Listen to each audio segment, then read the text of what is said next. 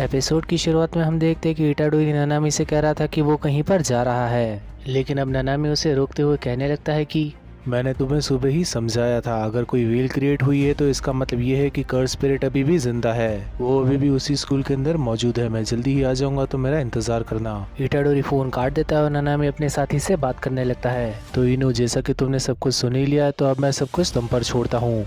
इनो कहने लगता है कि मुझे तो ये सभी के सभी इंसान लग रहे हैं। और नानामी कहता है कि मैं सोच रहा था कि तुम्हें ग्रेड 1 सॉर्सरर्स के लिए अप रैंक कर दूं। ये सुनने के साथ ही इनो काफी ज्यादा खुश हो जाता है और कहने लगता है कि तो चलो काम को शुरू किया जाए। दूसरी तरफ हम देखते हैं कि इटाडोरी उस जगह से जाने की जिद कर रहा होता है, लेकिन इचिची उसे रोकने लगता है। इचिची कहता है, हम लोगों का काम यहाँ पर लोगों की मदद करना है और अब मैं यहाँ पर तुम्हारी भी मदद करूँगा। इस बार भी मैं अपनी पुरानी गलतियों को नहीं दोहराऊंगा और मैं तुम्हें यहाँ से नहीं जाने दे सकता। लेकिन इटाडोरी वहाँ से चला जाता है। इटाडोरी स्कूल में जाने के साथ ही यहाँ पर योशिनो को रोकने की कोशिश करने लगता है। योशिनो यहाँ पर अपनी शिकिगानी की मदद से इटाडोरी की वार से बच जाता है। योशिनो कहने लगता है कि जुजुत्सु सॉर्सरर्स, तुम यहाँ से चले जाओ, तुम्हारा यहाँ पर कोई काम नहीं है। इटाडोरी कहता है कि ये बताना तुम्हारा काम नहीं है। योशिनो कहने लगता है कि आखिर तुम इन बेवकूफ लोगों को क्यों बचाना चाहते हो? क्या तुम्हें अपनी जिंदगी प्यारी नहीं है? अब वो अपनी शिकिगामी की मदद से इटाडोरी को कैद कर लेता है और कहने लगता है कि लोगों को लगता है कि उनकी फीलिंग ही सब कुछ है, लेकिन ये सब कुछ नहीं है। योशिनो कहता है कि फालतू के रूल्स को फॉलो करने की जरूरत नहीं है। अगर कोई मरना चाहता है तो उसे मरने दो, तुम्हें बीच में आने की जरूरत नहीं है और अब रेस्ट करो। ना तो यहाँ पर योशिनो से कह रहा था कि तुम्हारी कर्स टेक्निक एक तरह की जहर है। तुम अपने शरीर की मदद से पॉइजन बना सकते हो और फिर तुम्हारा शिकिगामी उसी एनर्जी को यूज करेगा और काफी जल्दी तुम उसे कंट्रोल करना भी सीख जाओगे। एक जुजुत्सु सॉर्सरर्स को उसे कंट्रोल करने में काफी साल लग जाते हैं, लेकिन ये चीज मैं तुम्हें काफी जल्द सिखा दूंगा। और प्रेजेंट टाइम के अंदर इटाडोरी यहाँ पर योशिनो को पीछे से पकड़ लेता है। इटाडोरी कहता है, आखिर तुम किसे समझाने की कोशिश कर रहे हो? इटाडोरी आज़ाद होने के साथ ही अब उसकी शिकिगामी से लड़ाई करने लगता है और अपने एक ही पंच की मदद से योशिनो उस शिकिगामी को खिड़की से बाहर फेंक देता है। योशिनो सोच रहा था कि आखिर मेरा पॉइजनस शिकिगामी इसके ऊपर काम क्यों नहीं किया। योशिनो गुस्से से कहने लगता है कि आखिर क्यों तुम मेरे रास्ते के अंदर आ रहे हो। इटाडोरी भी अब नीचे कूद जाता है और योशिनो यहाँ पर सोचने लगता है, ये अभी के समय पर हवा में है, तो अगर मैंने इस पर हमला किया तो ये खत्म हो जाएगा। वो अब उस पर हमला कर देता है, लेकिन इटाडोरी उसके हमले से बच जाता है और कहने लगता है कि योशिनो, मुझे कुछ समझ नहीं आ रहा कि आखिर तुम ऐसा क्यों कर रहे हो। और अचानक से उसे यहाँ पर गोजो की बात याद आती है। गोजो कहता है कि अगर शिकिगामी से जीतना हो तो डायरेक्ट सॉर्सरर्स पर अटैक करो।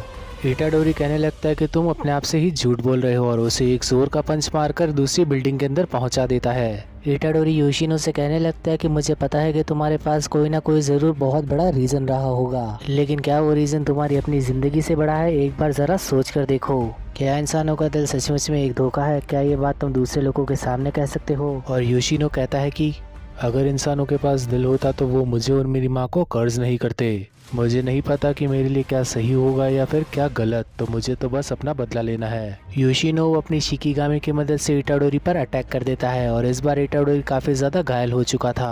अब योशिनो कहता है, आखिर तुमने बचने की कोशिश क्यों नहीं की? इटाडोरी आगे बढ़ते हुए कहने लगता है कि मुझे माफ कर देना, मैंने तुम्हें काफी कुछ कह दिया। मुझे बताओ कि आखिर तुम्हारे साथ क्या हुआ है और मैं वादा करता हूँ कि मैं तुम्हें जज नहीं करूंगा। योशिनो उसे पूरी बात बताता है। इटाडोरी कहने लगता है कि तुम्हें जुजुत्सु टेक को ज्वाइन कर लेना चाहिए। वहाँ पर कई सारे कमाल के टीचर्स हैं जो कि तुम्हारी मदद करेंगे और जब हम सभी मिलकर एक साथ काम करेंगे तो हम जरूर उस इंसान को ढूंढ लेंगे जिसने तुम्हारी मॉम को कर्ज किया था। फिर तुम अपना बदला भी ले लेना और चलो अब मिलकर लड़ाई करते हैं। लेकिन अचानक से वहाँ पर माइटो पहुँच जाता है और कहने लगता है, तुम्हें देखकर काफी ज्यादा खुशी हुई साकुना की वेसल। इटाडोरी को यहाँ पर कुछ भी समझ नहीं आ रहा था और माइटो उस पर अचानक से हमला कर देता है। योशिनो के रोकने पर भी वो नहीं रुकता और यहाँ पर इटाडोरी सोचने लग जाता है कि नानामी ने मुझे इसी के बारे में बताया था, तो मैं ही एक बेवकूफ हूँ। इटाडोरी योशिनो को भाग जाने को कहने लगता है, लेकिन योशिनो कहने लगता है कि माइटो कोई बुरा इंसान नहीं है, ये तुम्हारी मदद ही करेगा। माइटो उसके पास आकर कहने लगता है कि तुम काफी ज्यादा कमाल के इंसान हो, लेकिन तुम्हें जिंदगी के अंदर काफी कुछ सीखना होगा। तुम भी उन्हीं लोगों की तरह बेवकूफ हो जिन्हें तुम खुद बेवकूफ कहते हो, और यही सब कुछ इस बात का सबसे बड़ा सबूत है, और अब इसलिए तुम्हें भी मरना होगा।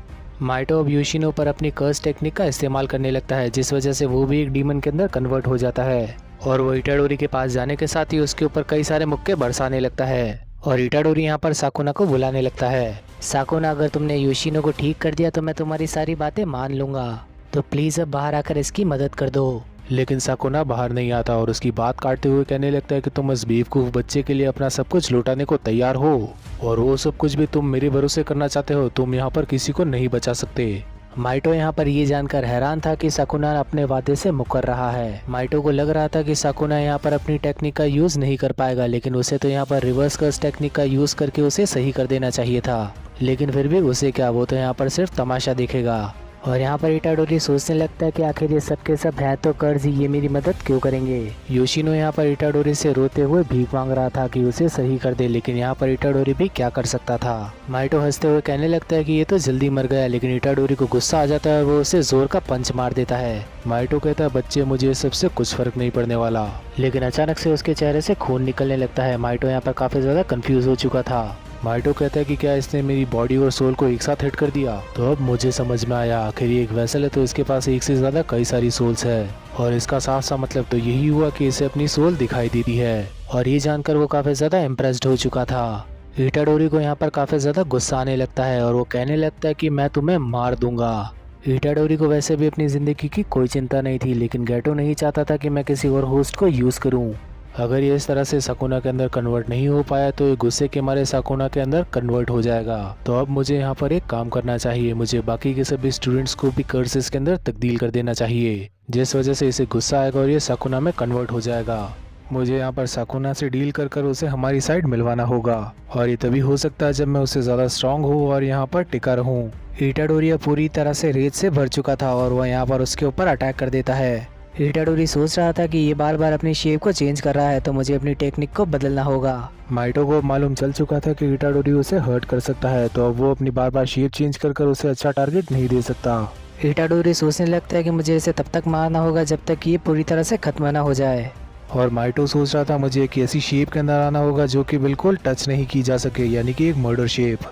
इन दोनों की लड़ाई यहाँ पर शुरू हो जाती है और इटाडोरी उसके सभी वारों से बच रहा था। इटाडोरी बाहर कूद जाता है और उसके हाथ को जोरों से पकड़ लेता है। इटाडोरी कहता है कि तुम अपनी बॉडी को ज्यादा स्ट्रेच नहीं कर सकते, लेकिन उसकी बॉडी के बाहर तो कांटे निकल जाते हैं।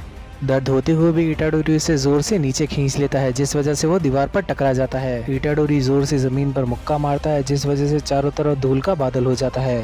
इटाडोरी अब उसे जोर का पंच मार देता है, लेकिन वो भी अपनी बॉडी के आसपास से कांटे निकाल लेता है, जिस वजह से इटाडोरी जख्मी हो जाता है।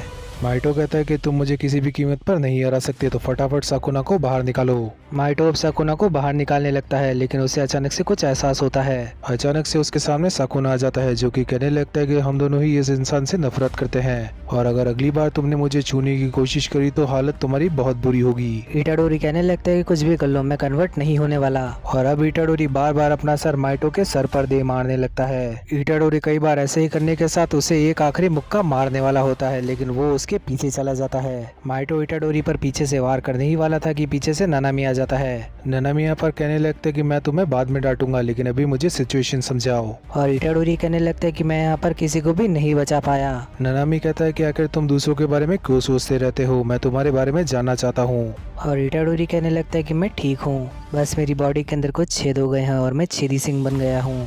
और मैं आपको एक और बात बताना चाहता हूँ कि यहाँ पर कई सारे स्टूडेंट स्कूल जिम के अंदर पड़े हुए हैं। माइटो कहने लगता है कि तो आखिरी बार तुम भी बच गए, अब हम दोनों को मिलने के साथ एक और रीयूनियन मनाना चाहिए। नानामी इटाडोरी से पूछने लगता है कि आखिर इसकी नाक के अंदर से खून क्यों निकल रहा है। इटाडोरी बताता है कि मैंने उसे पंच मारा था। नानामी पूछता है कि आखिर कब। इटाडोरी कहता है कि लड़ाई से पहले। और नानामी पूछता है कि क्या इसके हाथों ने तुम्हें टच किया था इटाडोरी। मेरी टेक्निक इसके ऊपर काम नहीं करने वाली और बाकी की सभी बातें मैं तुम्हें बाद में बताऊंगा। इसने अभी तक इटाडोरी को चोट नहीं पहुंचाई और शायद ये उसे मारना भी नहीं चाहता, लेकिन अभी के लिए तो ये चीज़ हमारे ही फायदे के लिए है।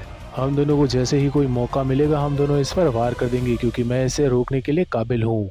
और बस इसी सब के चलते ये एपिसोड भी यहीं पर खत्म हो जाता है। तो इस वीडियो को लाइक करने के साथ ही चैनल को भी सब्सक्राइब कर लेना और बाकी की प्लेलिस्ट को चेकआउट करना मत भूलना। तो अब मिलते हैं किसी और वीडियो के अंदर, तब तक के लिए बाय एवरीवन।